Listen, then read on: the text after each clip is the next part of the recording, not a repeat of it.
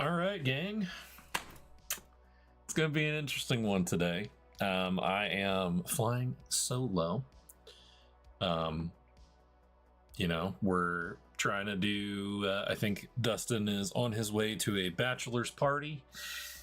So you're stuck with me today. I don't know why. I do live streaming as a hobby, but this is I'm a little bit nervous to do it for just work. It's interesting. I have a couple of really good news stories for you guys today. I'm not going to keep you too long, both for my sanity and yours as well. I don't have a whole lot of one of the news stories is very exciting for me, specifically because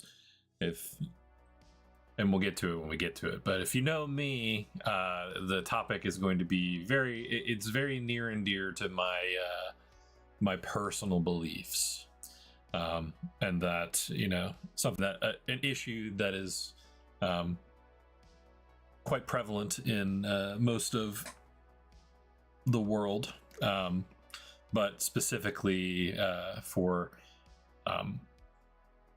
the way that we handle certain things in America. That being said, and by America, I of course mean the United States. What up, Stu? Yeah, so I kind of just want to hop right into it. There's no real, as far as I know, there's no real super big changes to the simulator, aside from, the things that we talked about last week, or the week before, I guess, technically, with because last week was Dr. Laquata's interview.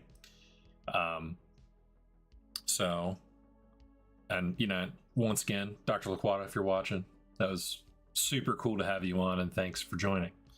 That being said, gonna just kind of hop right into the news, seeing as we don't have a whole lot going on. We do our first story, and I'll kind of bring it up here. Has a something that I don't 100% agree with, but what are you gonna do? So our first setup here is talking about a startup, but it's Brink. I don't think Brink can technically claim the startup mantle anymore, considering how long they've been in business, and the things that they've done. But the cool thing about this is that they've built a first responder drone that links up via Starlink, which increases its flyable range to 8 miles or something. So for something that can fly over an hour, you just got to swap batteries and whatnot and go from there, which makes it a very good qualified piece of machinery for DFR, which is drone as a first responder, which in practice means that the drone is going to be the first eyes on the scene in a 911 response thing. What up, Kyle? How are you today? How's that sweet baby? I know I already asked in the Discord chat, but gotta ask now that you're on the live.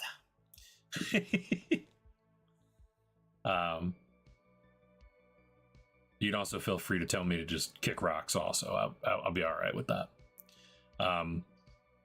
Also, please inform me if the audio levels are good or not. I know that usually I am a lot louder than everybody else. I'm still working on trying to figure out how to make that work.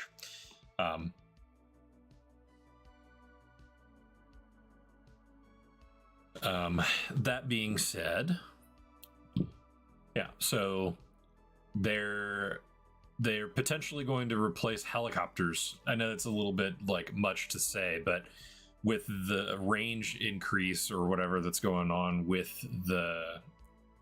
specifically the Starlink connection, they'll be able to go even further. And because you don't have to put somebody in the air, which would eat up gas and all those things, you just really have to have the batteries charged on the drone.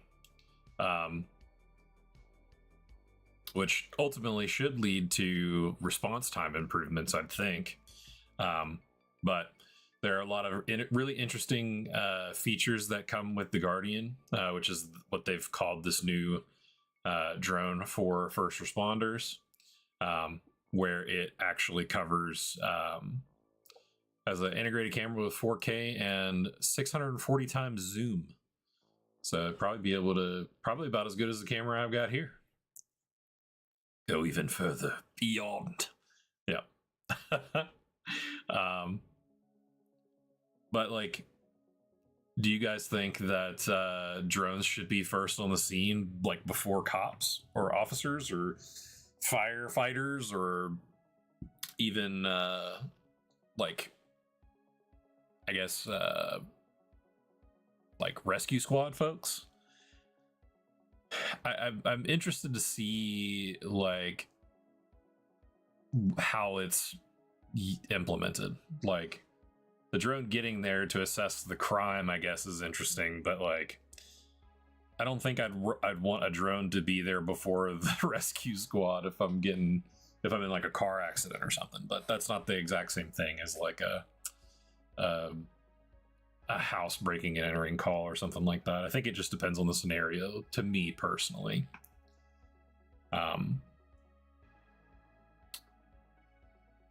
So there are challenges with BVLOS or BVLOS, which is beyond visual line of sight for the uninitiated style flying. I do believe they're still working on part 108. I don't think it's, unless something's changed recently, I don't believe it's live yet for beyond visual line of sight flying. Which, you know, if it has been, feel free to correct me. You know, and the way this kind of works with simulation is, you know, we don't technically have, or we don't have the Guardian in the sim, but you can still learn best practices inside of the simulator to get the most out of your drone operations even before you fly another type of hardware. So like, it'll help with your decision making under pressure. It can help with, you know, making sure that you've got control of the sticks before you do anything with like real world, like risking your drones. So, you know, I think a buddy of mine that was in the military one time told me that you always fall back on your training. So, you know, if you train for, you know, being proficient with the drone, you don't necessarily have to rise to the occasion. You can just kind of fall back on the training if you need to. And that's kind of why we go into that. We have, I think we've covered before my next story, which is more foreign made drone stuff. So this is actually a bit of interesting news. So one of the companies, I think it's Sky Rover, is exploring building or like moving back into or moving manufacturing type situation here in the US to sort of circumvent the ban on foreign made drones, which isn't something that I think Dustin or I even thought about as a possibility for, you know, what we were going into. So that's kind of just, I don't know if it's genius or if it's, you know, skeevy, but, you know, sometimes those things are two sides of the same coin. But it is exploring they're exploring the chance, or can't talk today. They're exploring options to move manufacturing into the US for their drone their drones specifically. Now, if you've talked to me at one of the trade shows or anything before, you know that I think that the banning of Chinese drones in the American space is not a good idea, mainly because it causes I think it will overall lead to less, with the drop in competitiveness. Like, nobody is making drones like DJI is for the price point, or at least they weren't. We did cover another drone company, I think 2 weeks ago, that was, starting to build drones of a similar quality at a similar price point. I don't know if that was Sky Rover or not. I don't remember off the top of my head. But it's very interesting because if you remove those types of pressures from American companies that are making drones, like you ultimately are just kind of shooting ourselves in the foot, because the quality will either be dropped to make sure that the costs are low and then they reach the price point, or they'll be vastly expensive at, and then just not offering the same price point. So the pricing implications and the supply chain risks are all things that need to be taken into account. Same thing with like agency procurement headaches with the first responders. So a lot of first responders that we've talked to, as far as the sim is concerned, use a lot of DJI products, or at least they did up until the ban. And I think they're still allowed to use older models. They just can't get new models. So one of those things is it's just an interesting problem to have, I think. So Sky Rover apparently is a relatively new brand. So they're speculated that the brand was actually an offshoot of DJI. Interesting. And like when I picked up these stories, I just kind of skimmed, but I didn't catch this part right here where they think it's possible that it's an offshoot of DJI. But I do know that later on this month, we're supposed, I think the government is supposed to be doing a revisit to the actual ban, not the legislation, but like the actual ban, and like what all it entails as far as this is concerned. I'm curious, as to what y'all's thoughts are. Like, I know that, my thought process has been, challenged before by folks in different markets and different industries about what I believe as far as like the DJI drones causing or creating that, removing from the marketplace, causing any kind of like, friction points or anything like that. But I do find it interesting that, this all became a big issue relatively suddenly. And then, they just kind of were straight up just like, no, you can't buy any more DJI drones. You can keep using your old ones, but, no new ones. So I also don't 100% think that I low-key hate lobbying. So I'm probably the worst person to ask about my opinion on this specifically. Different drones have different controls, UI, and behavior. So those are things that you have to take into effect when you're building physics profiles for drones. Specifically in the simulator, we have unique physics profiles for each drone that's in the sim. None of them are copy and pasted. They all fly as close as they can to their real life ones. And if we're informed that they don't, we make changes to make sure that they do. So that's one of the things that we, tote ourselves on, that we're, doing the important work to make sure that everything is as real as it possibly can be, so that you get the training that you need. Of course, those things lead to standardization challenges, and it's part of the reason why having a brand agnostic training platform is important, because, say that your department is looking at, getting the Skydio X10, but you don't know if, you want to, use that drone specifically, but you have Zephyr Drone Simulator. You can fly many different platforms in the sim, not necessarily, you know, just the Skydio or just the DJI, but we have access to a plethora of drones. And you can generally test them out in the sim because of how, you know, realistic our physics are, before you even have to go and spend, you know, 10 to 20 to 40K dollars on an expensive piece of hardware.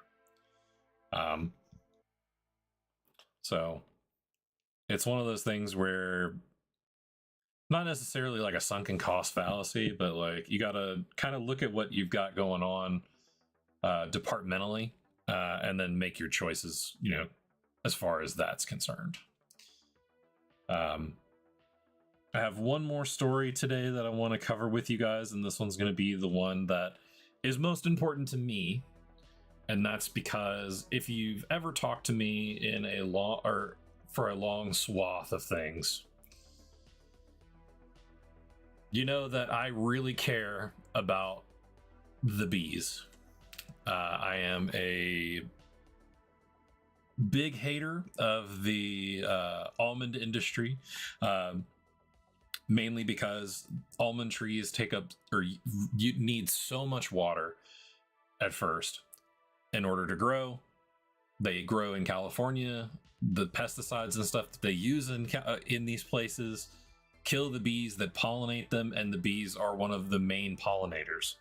And bees in general are not having a great go of it, and most of that is because of us. That being said,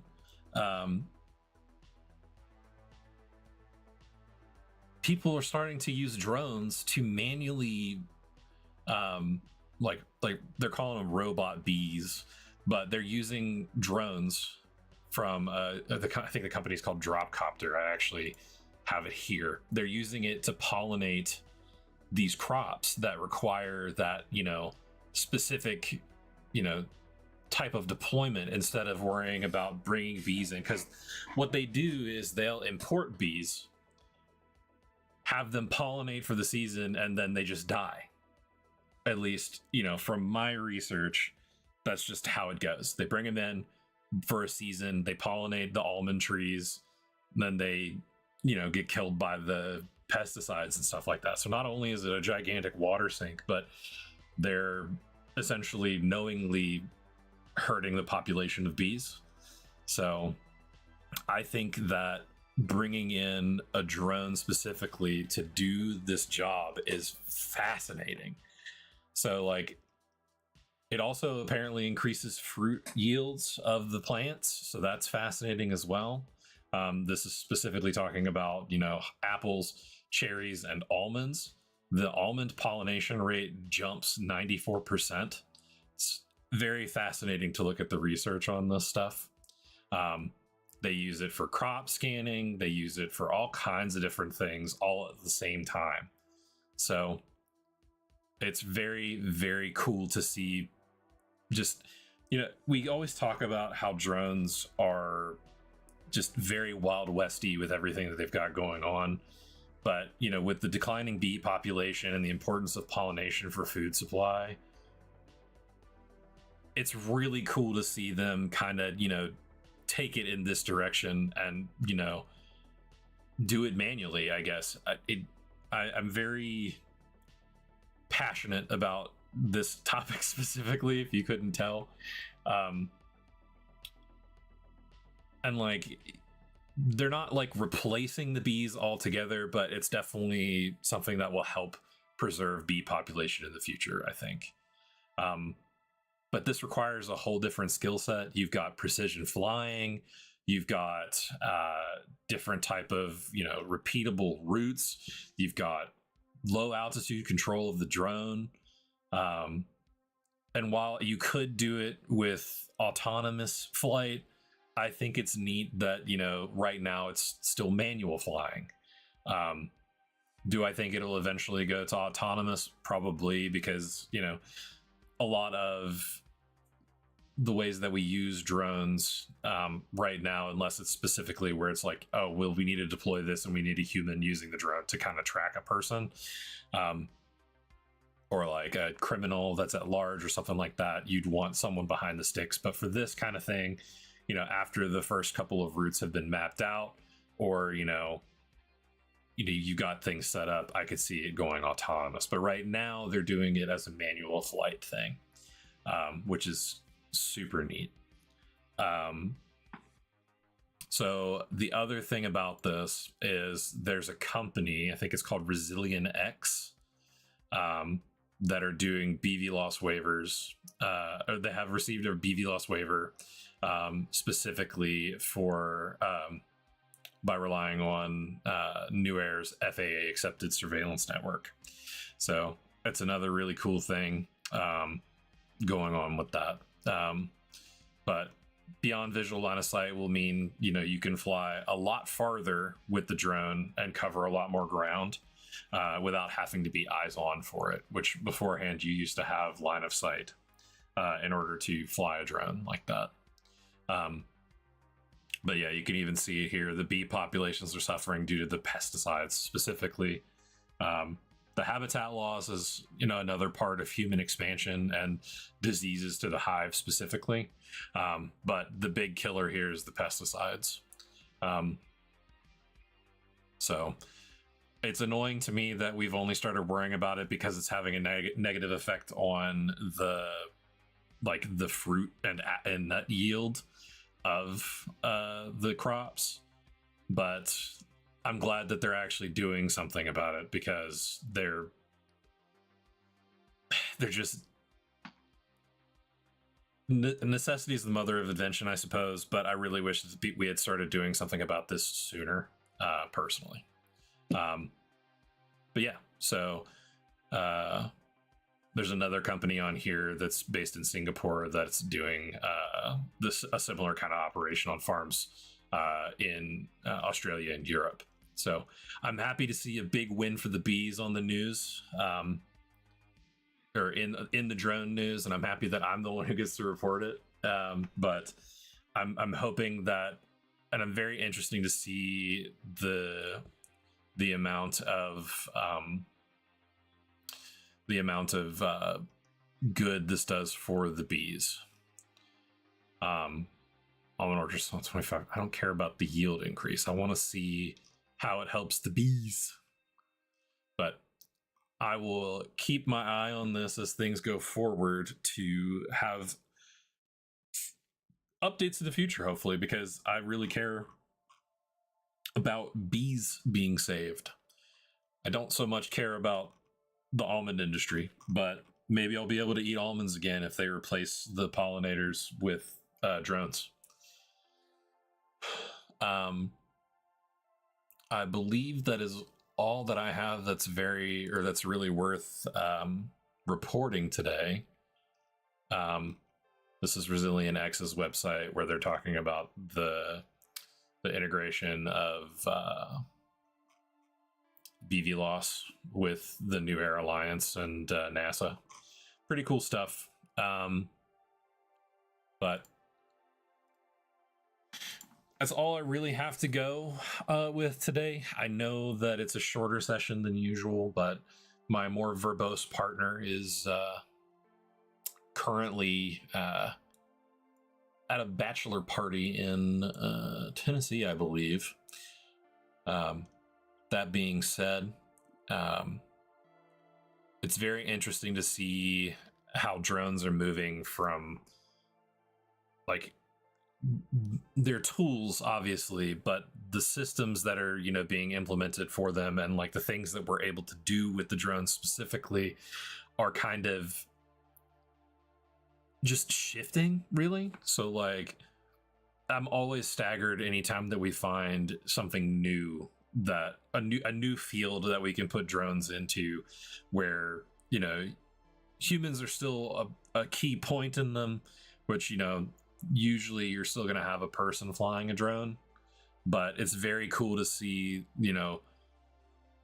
like with the bees taking over for that, because you're not going to kill a drone with with a pesticide. So we're seeing the capability increasing across all three of these stories, as well as infrastructure and regulation evolving, as well as the use cases for drones just rapidly expanding.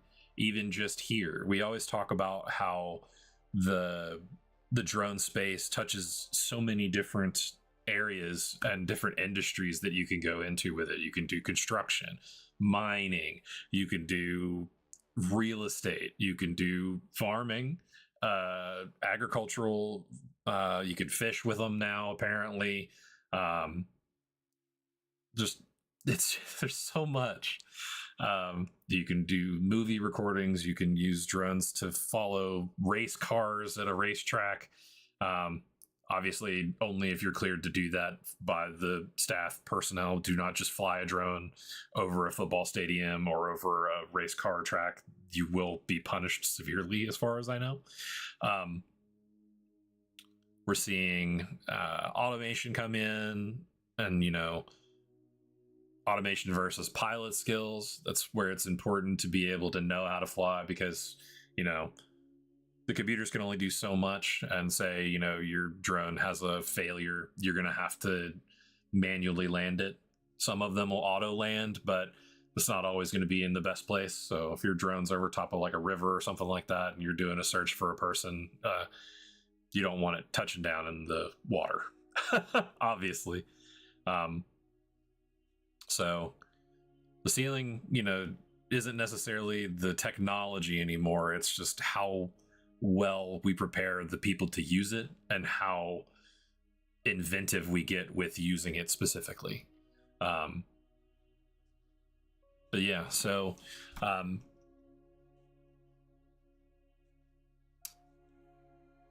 chat's not super active today, which is okay. Kind of been talking my head off. But I appreciate everyone hanging out today.